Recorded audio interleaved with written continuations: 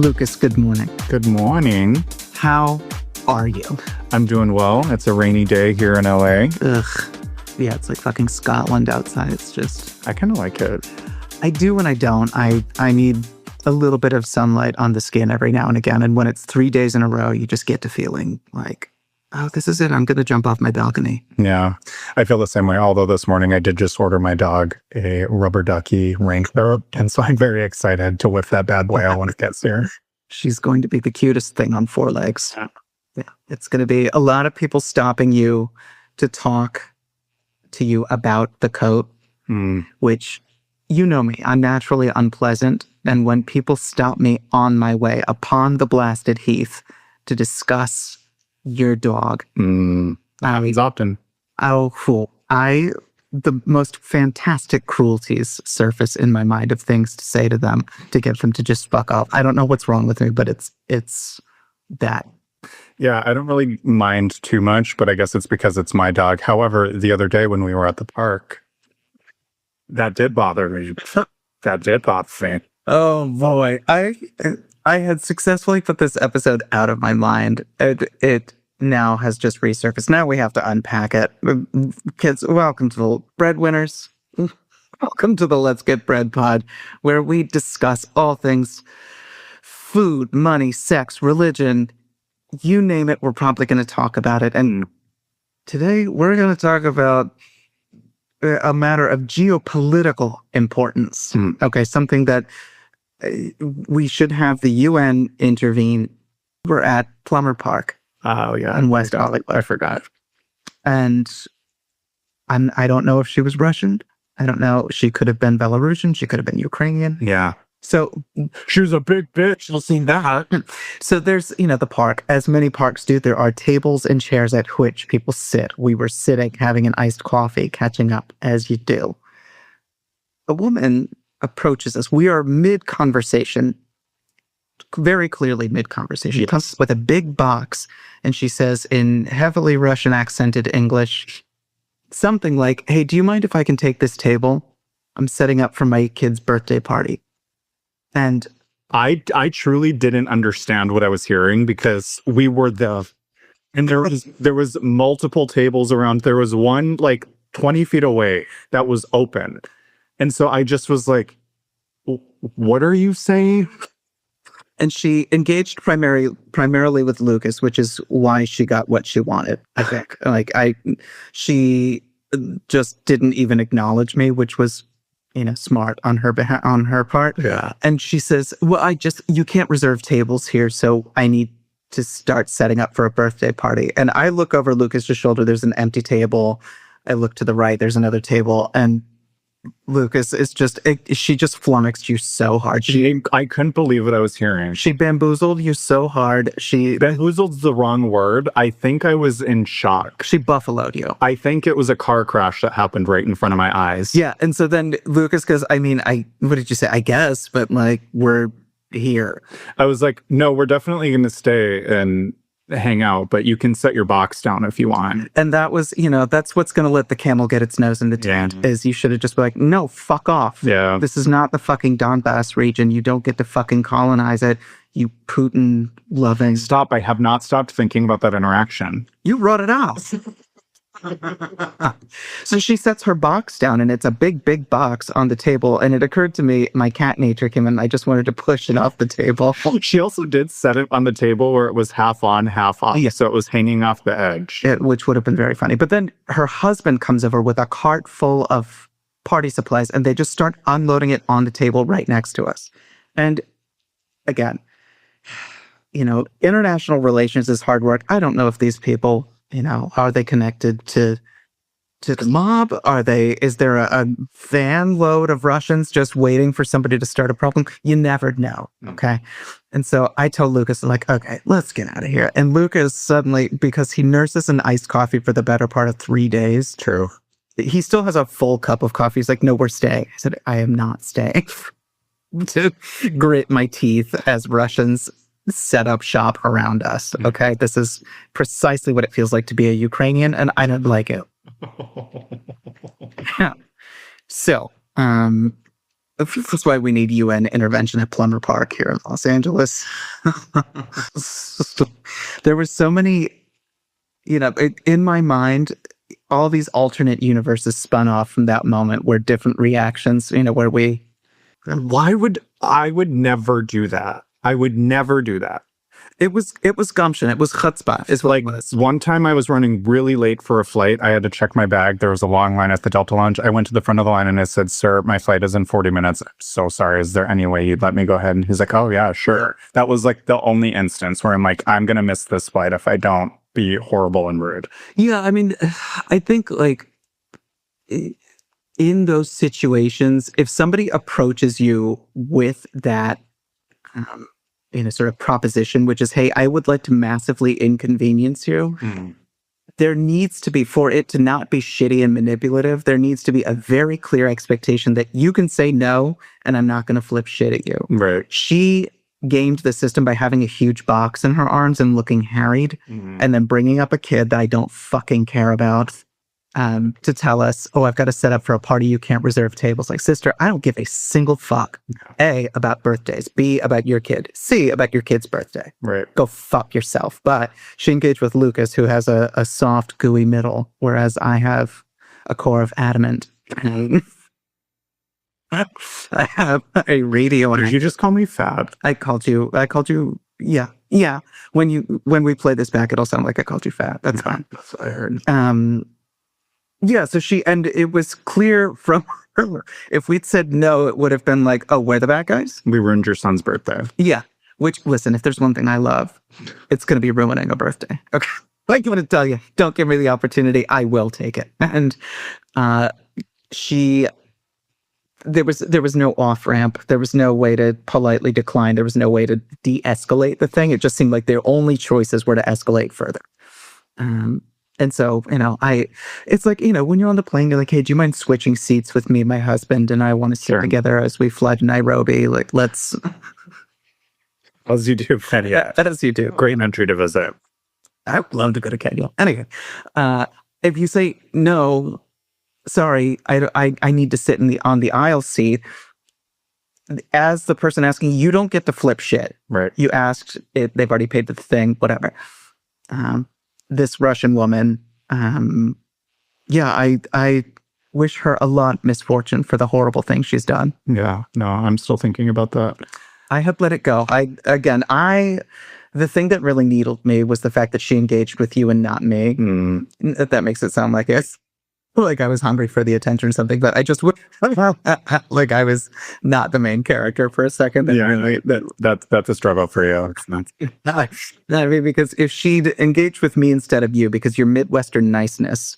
Oh, bitch. I'm so sick of people bringing up my Midwestern niceness. Anyway, keep going. It is one of your critical failings. You don't, I think your pathology serves you really well in certain situations, whereas my willingness to tell a stranger take a hike has been detrimental to me, specifically in the restaurant biz.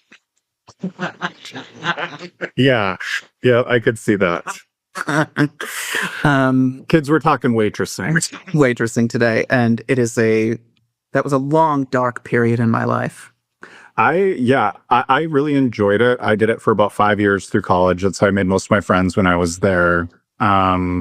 And overall, I have pleasant things and feelings about waitressing in my time doing it. However, I don't miss it at all. Oh, no. Not even a little bit. Could you do it if you had to? Physically, no. My knees are shot. Oh. I limp like like a 70-year-old Denny's waitress. It just a single night of running back and forth. Something evil is happening in my knee. Interesting. See, what I like about waitressing is you're not at a computer and you are on your feet and you're like physically doing shit versus what most of us do, which is just sit and look at our computer and fucking melt away. Yeah, I mean, I appreciate when I had enough cartilage, I could do it, but nowadays I don't know what's, physiologically happening. And we got to get you some insoles on your shoes. Maybe that's what it is. Yeah, we got to fix those flat feet of yours. Podiatrists listening, call in. Operators are standing by. I've used a platypus. I do have venomous spines, and I have been known to lay eggs. I just can't do it anymore. Yeah. There's something also, I mean, I've worked for tips, put in a lot of time working for tips, I mean to say, and there's something still so unbelievably degrading about getting anything less than 20%. Yep. And it just... And it has nothing to do with how good you were, right, what you did. It was entirely on them. Yeah. Yeah. I just can't do it anymore. If I go back to waitressing, something very, very bad has happened. When did you start? I would have been 21, I think, when I started waitressing. And what kind of restaurant was it? The vegan restaurant was the first restaurant. Okay, well, that's your first mistake. Every hoity-toity Osgood is a rich neighborhood in my hometown, comes in and like, hi, can I have a kale salad? Can you hold the walnuts? Fuck off. I so clearly remember this. It was a restaurant in Washington, D.C. It was on 17th Street, like 17th and Peace, like in the heart of the neighborhood, called Cafe Green, long since closed because of fucking course it is. I think it must have been 2011, the Obama years.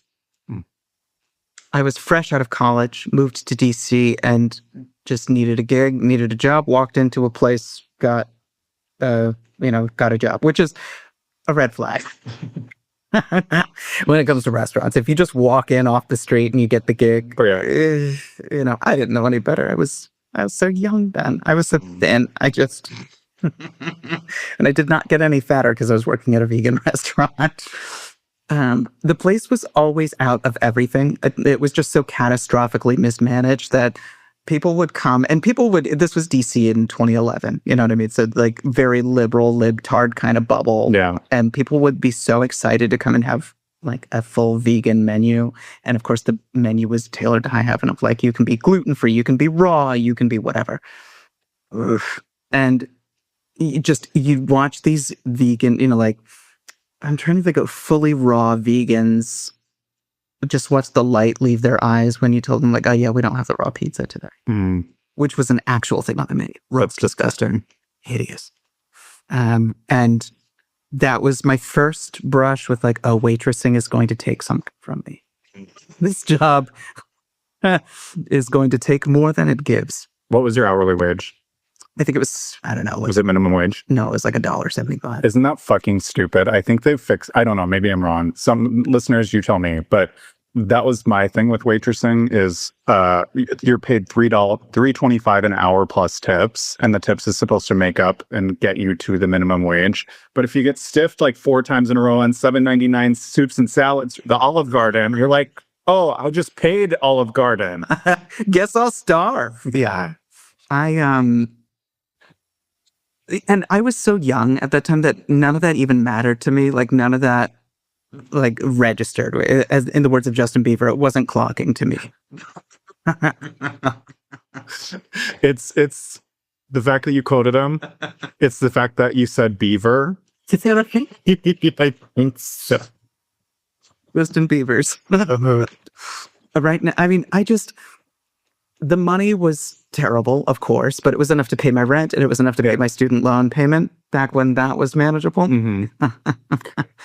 And so for a while, I was like, oh, I'm doing it. I'm doing the thing. And it was very much like, my parents essentially had just pushed me out of the nest and taken the training wheels off. And this was me biking the first block, looking back. I'm like, look, I can do it.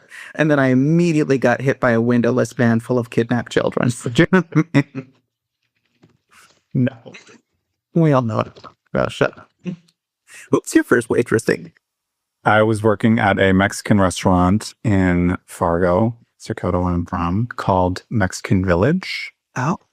Was it authentic Mexican? No, it certainly wasn't. But if anyone from outside of North Dakota came to visit thinking it was authentic, they were surely surprised.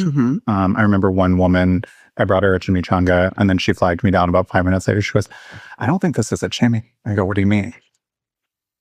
And she's like, it's not even deep fried. And I was like, oh, baby, where are you from? And she's like, California. I was like, yeah, no, this is our chimi here. And she's like, okay, can I have more chips and salsa? Oh, but that restaurant was a good place to work because I've worked at corporate restaurants where you get like 3 table sections and then you make like nothing. That restaurant, they're like, okay, your section is 14 tables and we just sat you 4 and yeah, good luck. So I made a fuck ton of money on all that, is to say. God, I've worked in a wide range of restaurants where I've been at sort of like, you know, maybe it was a front for the vegan mafia vegan restaurant. I've worked at just sort of like your neighborhood pizza joint. And then I've worked at kind of fancier dining. Across all of them, I think I've managed to carry with me a deep hatred for the guests. For any smiling asshole who walked in through the door super excited about a meal, like, we're here for an anniversary. Go fuck yourself, Linda. I don't give a single shit. You found happiness? Great. That ain't here. My knees, yeah, happiness does not live here. My knees hurt. I'm working a double today and tomorrow. My ex-boyfriend, the Peruvian we mentioned, who loved his Colombian marching pattern, kept me up until 2 in the fucking morning, motor mouths about how much he wants to get his life together and start doing yoga. All right. I actually really loved interacting with the customers. I didn't mind that, unless they were obviously douchebags. The worst was I worked a Sunday shift. The church people. I'm so sorry. DC, where I lived, or at least where I work, I didn't get church people, but we certainly had sports fans when I worked in Chinatown in DC. So there were, there's like the big arenas for hockey games and all that bullshit, and those people were animals. They like the Capitals? Like the hockey team? You stop yelling at me. Yeah, I think so. You did you get the stuff from the buns? Oh, wait a second. Whatever the fucking team was, it must have been the Capitals. It must have been. There were sport arenas everywhere in Chinatown. You can't swing a dead cat without hitting a stadium there. And so people would come in their stupid jerseys, their stupid oversized jerseys, big stupid fucking. Did you say swing a dead cat? Yeah. Is that an expression? It is now. Why did you choose Chinatown and dead cat? Well, because I worked in Chinatown. All right, listen, don't pick things apart. You're really screaming at me today, and it's not nice. The PR people are calling in there saying, "Oh, I don't love that you made that racist connection between T-Rex." Did. You can't swing a dead cat in North Dakota without hitting a polar bear. Well, there you go. Now we're firmly back. We're okay now. You got me off track. Sports fans never tipped well. Always like, hey, we're in a rush. Like, I remember, it's a pizza joint. It's thin crust pizza. Yeah. Mary, it's going to come out in 45 seconds out of a dirty microwave. That's a lie. It was a wood-fired oven, and that was like the big selling point. But, families would come in and the mother clearly doing all of the emotional labor for the past 2 decades. Yep. The manager of the itinerary is like, okay, we've got 45 minutes and then we've got to get to the entrance B, which is going to be on H Street. You've got a passel of kids, all of whom, are from wherever the fuck. Rambunctious lad excited to be in the city. That's all well and good. Only problem is they keep spilling everything and dropping everything. The father is just intent on getting blitzed as fast as he can. Yeah. I remember there was a table of, bejerseyed manatees from the Midwest, and all of them, these horrible people, except for the mother. She was really sweet, but it was clear. It was like, the way that she talked to me was like, I can't help you. And I kind of was like, very kind, but like, if I could, I would, but I am so underwater right now. And the man orders his beer and he says, don't give me any one of those gay beers. I just want a Bud Light. Oh my God. And I remember looking at him and said, what do you mean? He says, nothing foofy. And I said, I don't know what that means. And then I just had to keep doing that. It was on first routine. Yeah. And then I think I brought him an Allagash White. Just like, that'll be close to a blue moon, you fucking knuckle-dragging Neanderthal. Yeah. I brought the kids their food, and they got, though I remember this one curly-haired, horrible little girl, very, very fat, brought her a salad, and our salads were drenched in a gallon of ranch. It was just like you opened up the entire bowl and sprayed it over. Brought her the big salad, and she goes, this is a large. That's pathetic. And she is an icon for that. It was. I remember I just went, how nice, and walked away. I don't know what to do with you people. I think they left me probably like $4.75, something like that. Have you ever had a table complain to the manager about you? All the time. I'm many times. I've just pulled up a review written about me. What's wrong? I remember this woman like it was yesterday. Judging by her Yelp review, she lives in Pittsburgh, Pennsylvania. I have gone and looked her up. She is now, I think, like a neurologist at a hospital. Wow. And so she's 3-star experience at my restaurant. This was at a neighborhood sort of brunch place. And this restaurant, it's now closed, but had, I think, like at one point, the largest selection of beer on tap in Washington, D.C. Oh, wow. So people would come in and get really irritating about beer. I didn't drink alcohol at that point. So, they might as well have been asking me in Thai about beer stuff. I just like, I'll figure it out. She wrote, came in for brunch on a Saturday. For all okay experience. Ambiance, cute decor, brick walls. Can be intimate or good for a group of people. However, poor temperature regulation and was very cold. Likely because of the garage door wall. Yeah, she's not wrong. In the winter, it's a little chilly in there. She came in for a very crowded brunch, very loud. DC loves brunch. Brunch in DC is a knockdown, drag-out affair. Like you are leaving blood and teeth on the ground when you leave brunch. Service. Subpar. Hostess was very awkward. Waiter was forgetful and honestly kind of rude. I had asked him to split the checks a certain way, and when he brought it back incorrectly, she bolds this letter. I was about to ask him to change it, and he literally said, she bolds again, I don't know what you want from me. Really turned me off from this place, and the food wasn't good enough to make up for it. Food did, however, come out quickly. Wife's telling the truth.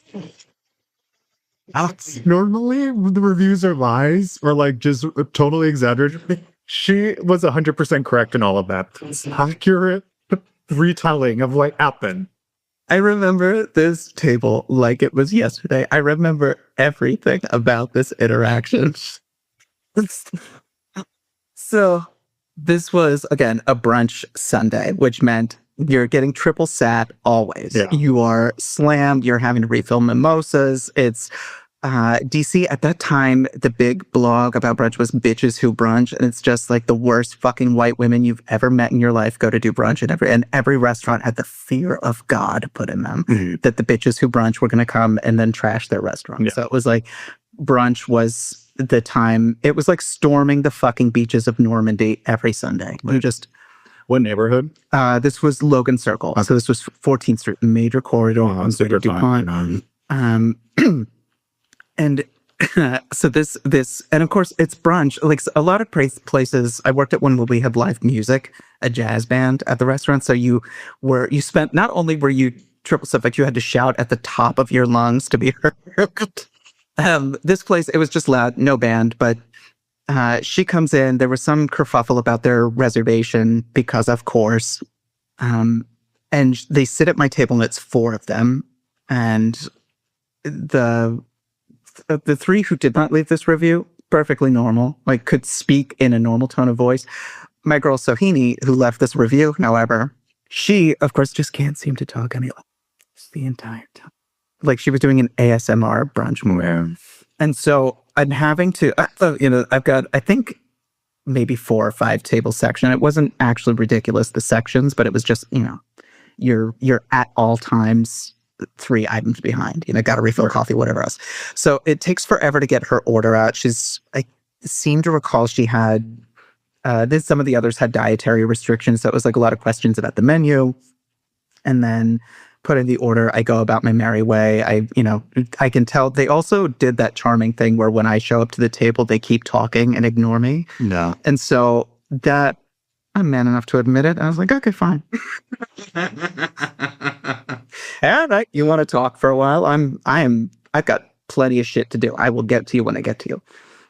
When I finally go back, I'm not smiley. I'm not like, hi, so glad you're here. I'm like, what can I get you? Bare minimum. Okay. It's brunch. Go fuck yourself. Food comes out. I have the minimum of interactions with them. She, does that weird like woman whisper talking at me. I'm sure it works fine in a quiet doctor's office where she works now in Pittsburgh, Pennsylvania, you fucking bitch.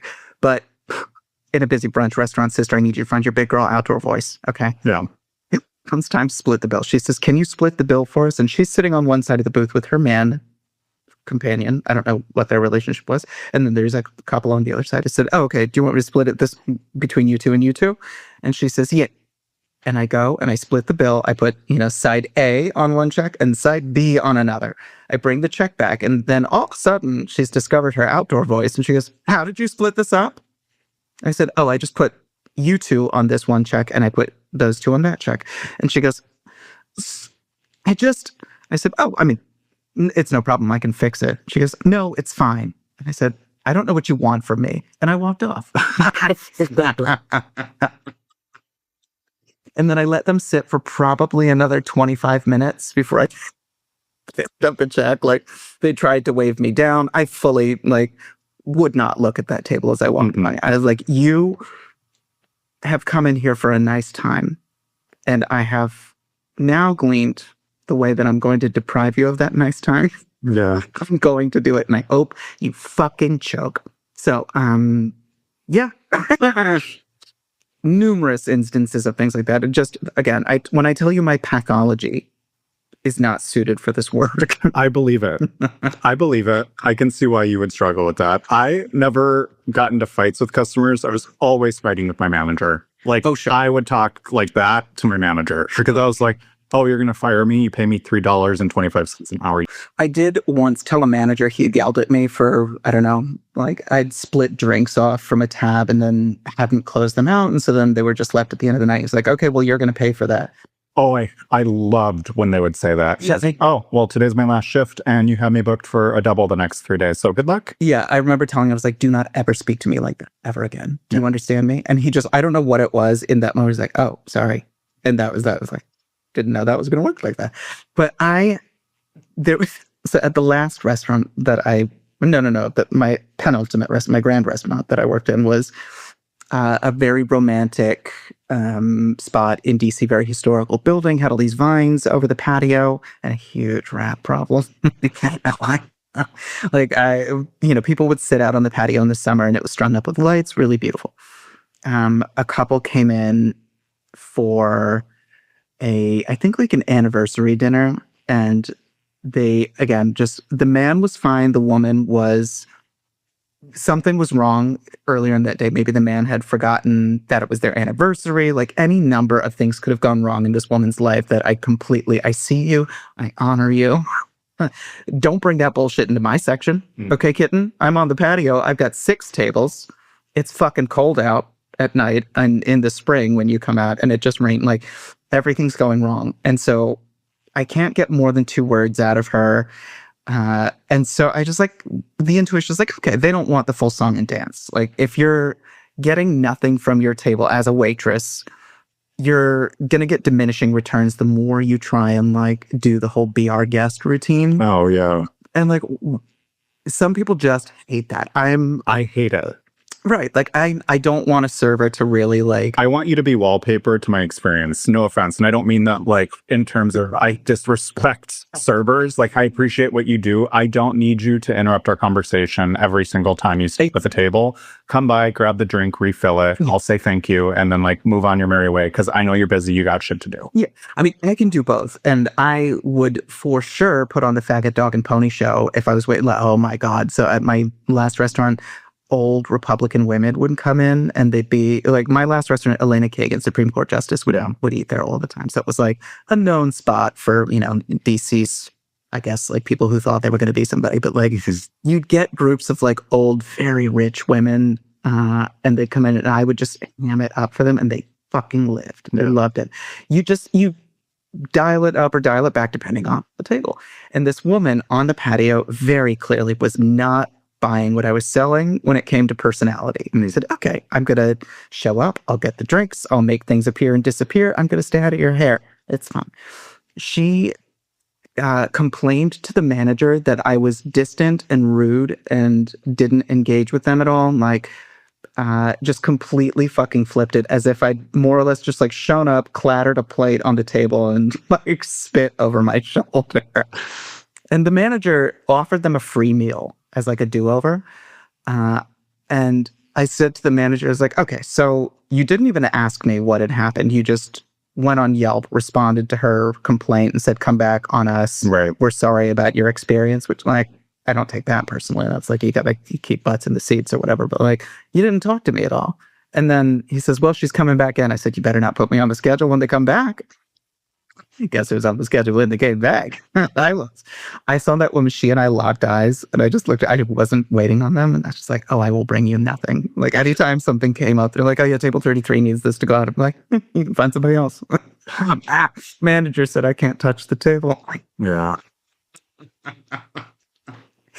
That was, I think, maybe a month before I quit because the last shift that I worked there, it was raining cats and dogs. It was just so like a biblical flood rain that happens in DC. Why is DC's rain like that?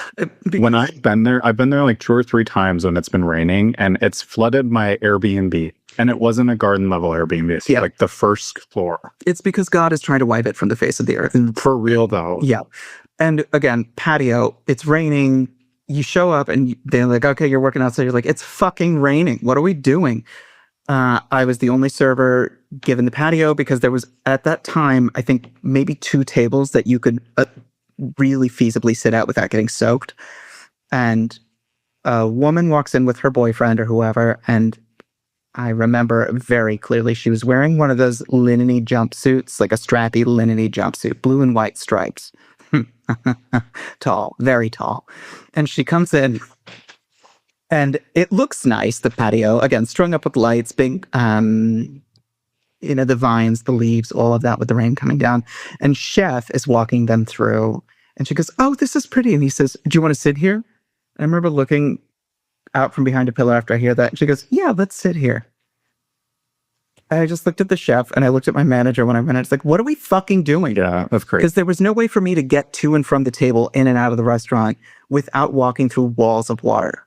Like the restaurant was laid out in such a way you had an entryway that then opened to an outdoor space in the patio. And then you walked in again into the kitchen, into the main dining room. But it was like, it was not possible to move throughout the restaurant without getting soaked in a rain like that as a server. Yeah. So they sit, and of course, it must have been, I think this was in the late spring, but it was cold. I remember really cold. It was cold, very cold.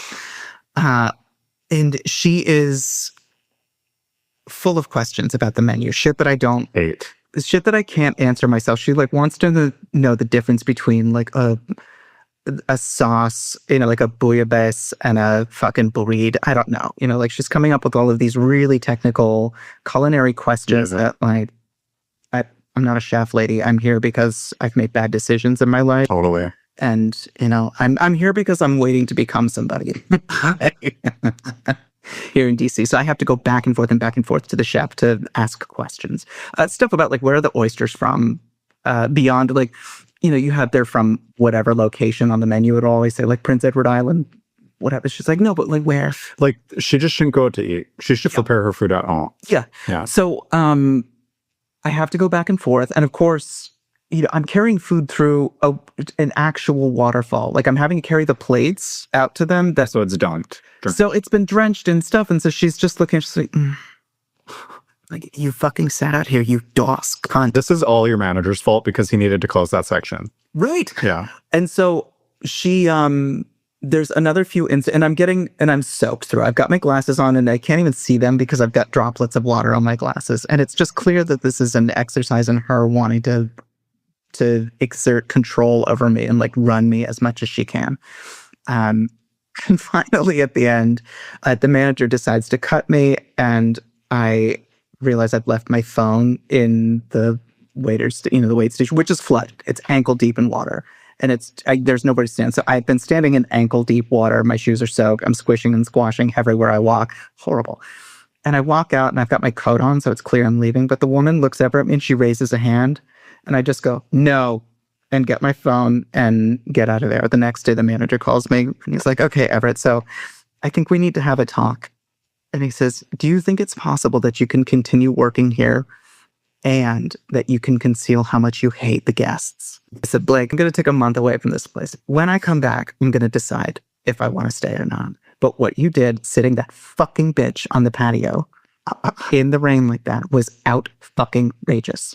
And he says, okay, I'll see you in a month. He didn't fire you on the spot? No. I was a server. I was good at my job. I didn't drink, so of course every server knows you get your money from booze. Yeah. That's where you sell bottles of wine, you sell whatever the fuck.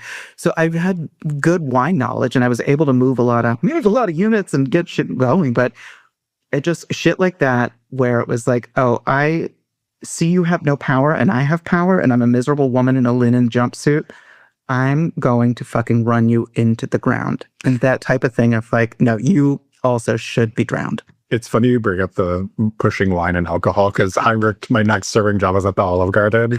And when you check in with your manager at the front, they'd be like, okay, I want you to go grab a bottle of wine and explain it to me. And I would just always just like fucking...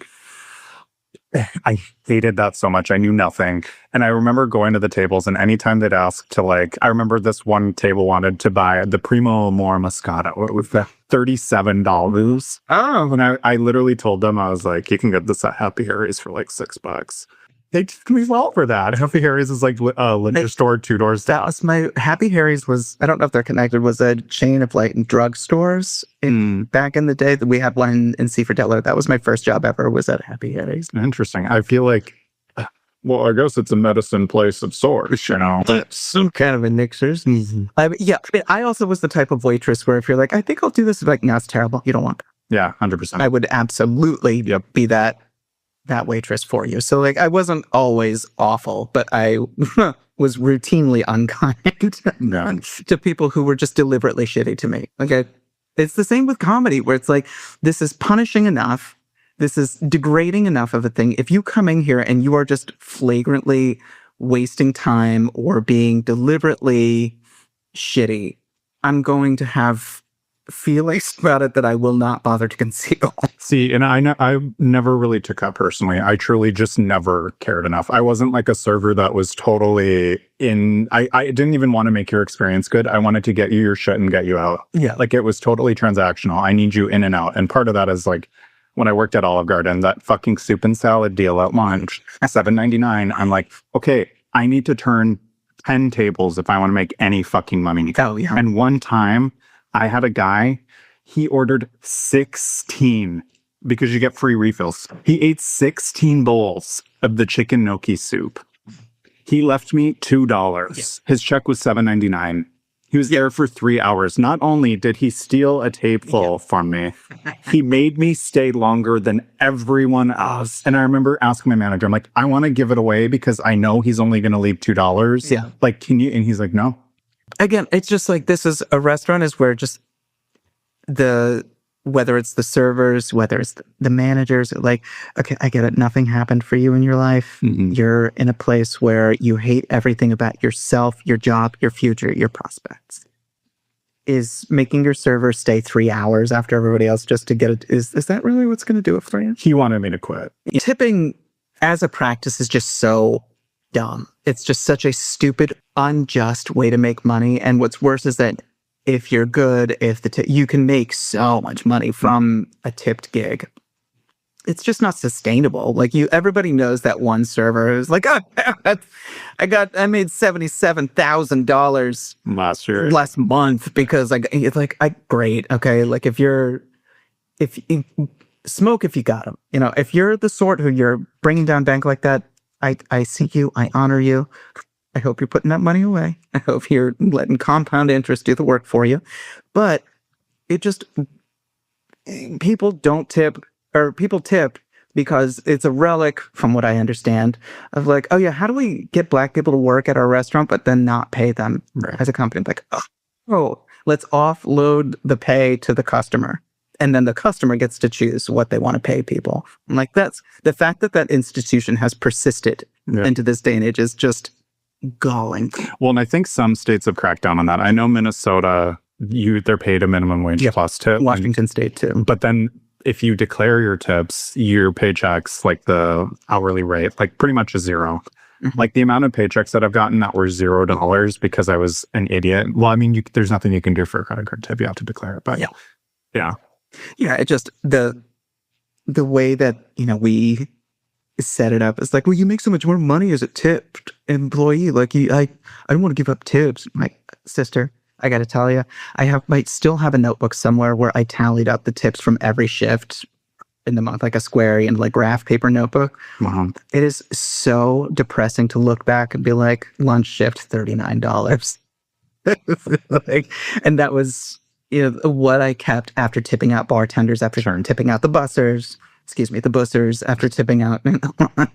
But when you're 21, 22, truly it's that, or you're working at Target, or you're doing something. And for that, I worked at a bar in college. I made so much money as a 22-year-old. Like I would make $400 a shift working. Right, which again seems like a great big pile of gold. Yeah. Scrooge McDuck swim around in it. Totally. Well, and at the time, I had 3 roommates. I'm living with 4 people. Like rent is $400. So I made I had a pretty good life at that point. Looking back, I'm like, shit. But it's not sustainable. Because to your point, at that same shift, I remember at 3 a.m. having to go and clean vomit out of a gila, I'm like, I can't. Remember one time at the vegan restaurant, the manager told me that I needed to get in and scrub the baseboards going up the stairs because it was painted white. It just looked grimy. But like, what? He says, just would you scrub the baseboards? It's like, I just work here. What are you talking about? I serve food to these animals. Like, you want the customers to come in and see me fucking. I will say sometimes when I see servers or people getting off their shift doing their closeout cut work, if they're rolling silverware, I'm like, put me in. I used to crank through those. Like I liked that, and I liked cutting lemons. Oh my God. So I would come in for the brunch shifts and start rolling silverware, and it would just hit me like a fucking truck. I'd just be like, there was going to be somebody. And people would be like, Everett, you're not even in 10 minutes. Would you please pull it together? Like, I'm taking the foreign service exam next. I was cutting lemons and teaching a new girl, the opening stuff. And I just like, I like to imagine them screaming.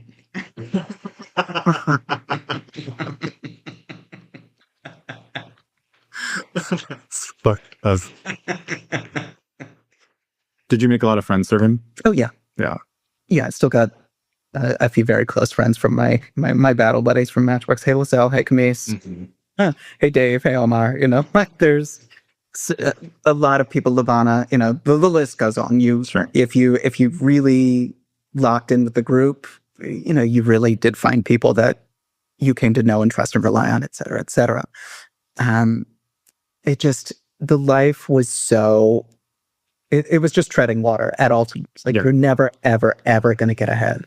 Well, and that kind of environment does create a sort of, I hate to use this expression, that's the only thing that can come to mind, family, because it's just so shitty that the only other people that can understand what you're going through are the people who are there. Yeah, I mean, good luck dating somebody who's not a waitress also. Like if you're in a relationship with, that's why it's my God, the affairs that take place in restaurants, everyone fucking each other. That was just, again, as a gay homosexual, I stayed away from all of that for the most part.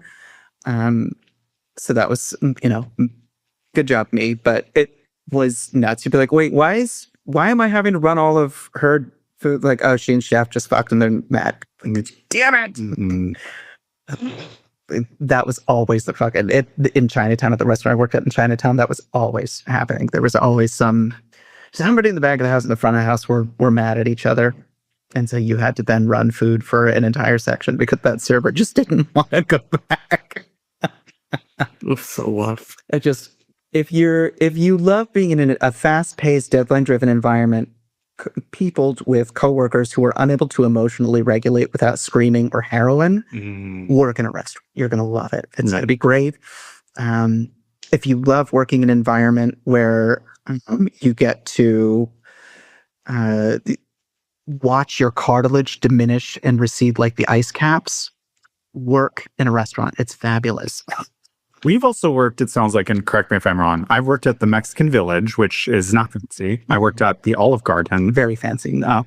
Well, look at my Olive Garden. Do you remember the review that went viral? Vaguely. So that review was written at the Olive Garden that I worked at because Marilyn Haggerty worked at the Grand Forks Herald, which is the first job I had out of college. It's a newspaper. Yes. Okay. Now I know what you mean. And Marilyn Haggerty wrote about like just this raving review of Olive Garden that the rest of culture took as like, then wow. But in North Dakota, we were like, you know. But there are restaurants, I think, a little fancier, a little bougier. Maybe they offer employee benefits, etc. That might be different to work at. Yeah, I mean, when you get into the upper echelons, and like DC had a couple of these, wanting very, very badly to become Michelin star restaurants. Mm-hmm. And when you get to that level, you do have to start putting your servers on salary. My David, may his memory be a blessing, took me to a restaurant. I don't know if it's still open. Comey, it was called, if I recall correctly. And it was Michelin starred, and its servers were all salaried. They had benefits. Like, that was the promise. Like, that was like, oh, I get to be a waitress. You only have, I think, maybe like they had 3 seatings a night, which meant you only had 3 tables. Wow. Maybe 5 tables. What the fuck? I don't know. I didn't go to school for math, clearly. But yeah, again, there was a mini bar in DC as another great example of like the uppermost, like the top of the top as a waiter. It means you have to know every last thing about every ingredient. You serve everything. It's like the menu almost. Like the menu, mini bar was sort of like that. David took me there to, may his memory be a blessing. And that was, I think, $600 for one person by tasting. And everything served on like, it's a little tower of like fucking, a tower of roe of fish eggs served on a clamshell with like a salt foam around it. Like, really, again, if they just dumped graham crackers all over the floor and lit us on fire, I'm like, I deserve this. See, I think that sounds really fun. I like trying fancier, nicer restaurants. I don't like the song and dance from the wait staff. I don't want you to put my napkin on my lap. I can do it myself. I don't need you to stop at the table every single time and explain everything we're eating. I don't care. Leave me alone. I came here to talk to my friend or my partner. But yeah, see, I've done it both ways where like if it's cuisine that I've never seen before, please tell me what I'm about to ingest. Like if I'm looking at like what looks like a pile of dried pollen and like burnt crispy bones. So why would you have ordered it? Because I didn't make the reservation. I'm just here because I look good, and the man I'm dating decided I'm going to try and impress. Is this a place where the food is prepared for you? You don't get a choice, and they just bring it to you as a course, or did you order the food for me? Yeah. Yeah, I'm not going to Korean barbecue. Okay. Also, restaurants where you have to cook your own food. What are we doing? Yeah, you know how I feel about that. I know.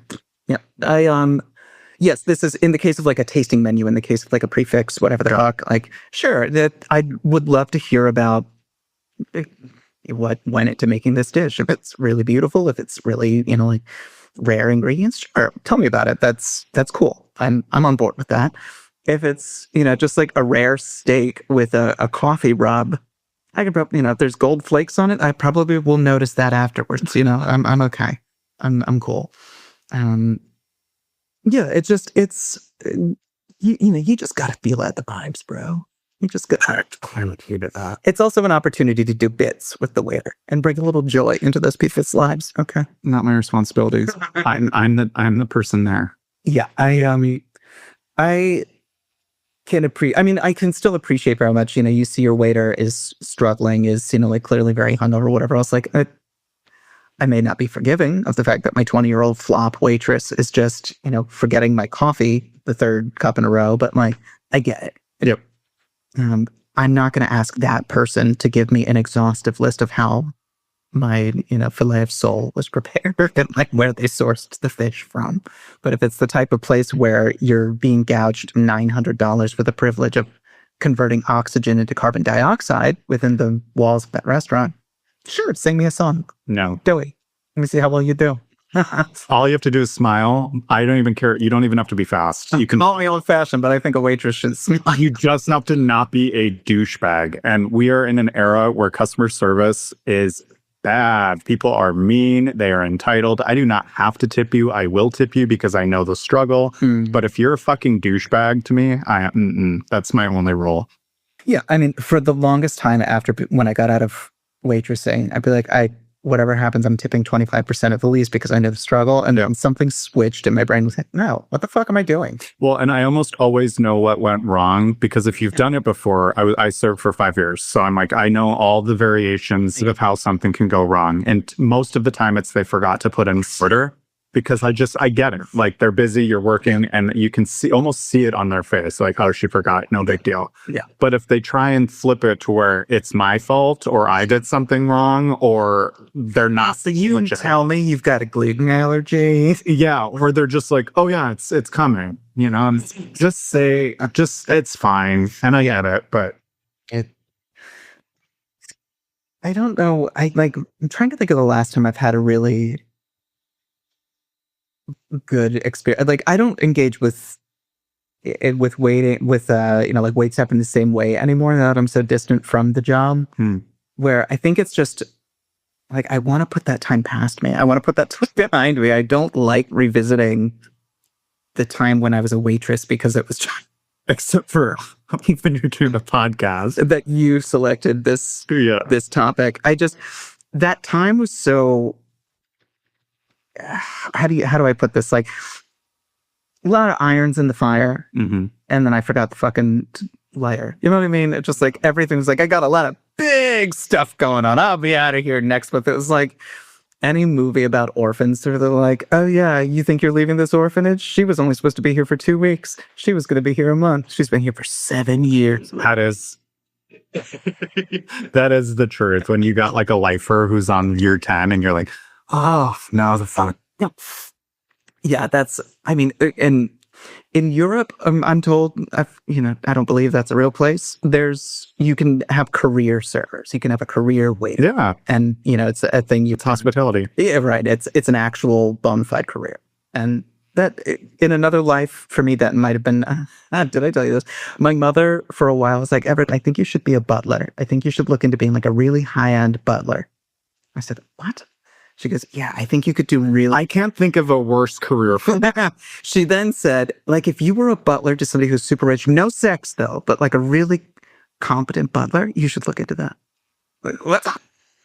When I moved to LA, that was her big thing. It's like, you need to find somebody who's super rich in the city and just, glom onto them, just like a lamprey, suck out all of the money from them in a butlery kind of way.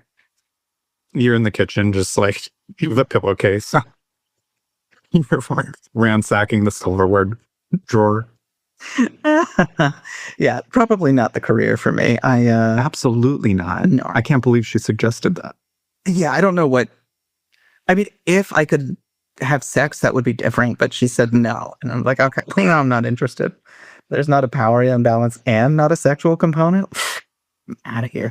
Did you ever finish off one of your tablespoon? Like if they had only eaten half of their plate? Oh my God, never. Really? Those people are animals. No. What about even like the finger foods? No. You pig. What? I haven't confirmed nor denied. You fucking. I'm like asking. Oh. I had a coworker who ate a half-eaten burger, and I truly thought I was going to throw up. This coworker was like missing some teeth, and the ones that were there weren't the right color. And yeah, I just I have worked with people who are like housing insecure, food insecure like that, and it's a depressing thing to see. But to the kitchen's credit or to the restaurant's credit where I've been, if anybody ever knew that was why a server was eating, like, we're going to make you something. Like, what are you doing? My person was not housed. Like, they had a home. They were just disgusting. Yeah, that it's not gross because like, ew, other people touch that. It's just because you don't fucking know how gross people are until you observe them eat. Yeah. And like, my disgust at that, I need to be very clear, is not rooted in any like, oh no, if it's not made specially for me, I won't touch it. It's just, I have seen a woman change an infant on her table in the middle of a brunch service, and then do like a quick wipe of like a sanitizing wipe, and then get back to eating as per normal. And like That is wild. absolutely not. No. That's not what we do, and I shan't tolerate it if I see it. I will slap a French fry out of a hand if I see you do that. Absolutely. Well, Everett. Have we dug through enough trauma? I think so. I think I'm like, I don't know. I liked waitressing overall. I thought it was fun. Wouldn't want to. I don't think I could do it again. I can't get yelled at anymore. Again, my body fails me. My body betrays me. In like, if I had just no mobility issues, as I'm 67 now. I'm an older woman. If I had no mobility issues and I was allowed to be as cruel as I wanted to them, and I earned a salary and wouldn't get fired, it could be fun for the bit. But otherwise, I got to tell you, I knew it was time to leave the business when I told the restaurant managers, just point blank, I said, I'd never work a brunch for you. And they said, okay. I said, oh, shit. Like, I've been in this game too long. They see the light has left my eyes. They know. Yeah. But Lucas, do you think it's possible for you to continue this podcast and conceal your hatred for your co-host? I don't know. I think we're gonna have to find out. I'll get back to you. I'm gonna take a month off. Okay, and then I'll let you know. That's a good power move on my behalf. Good job, me advocating for me. Yeah. All right, kids. Well, thanks for tuning in. We hope if you're stuck in a tipped job, I hope the tips are plentiful. I hope they're frequent, and I hope you have a Vanguard account. Not sponsored, but Vanguard, please sponsor this podcast. Put your money away, kids. Compound interest. I cannot emphasize this enough. Get it into a compound interest account. Your knees are going to fail. Your ankles will get crunchy. Your wrists. Sorry, I'm a woman of a certain age, and you got to tell these kids. Okay, you're not going to make it on TikTok, kids. I'm sorry. And tip your server. And tip your server the appropriate amount. Bye. Thank you for joining us. We hope you enjoyed the show.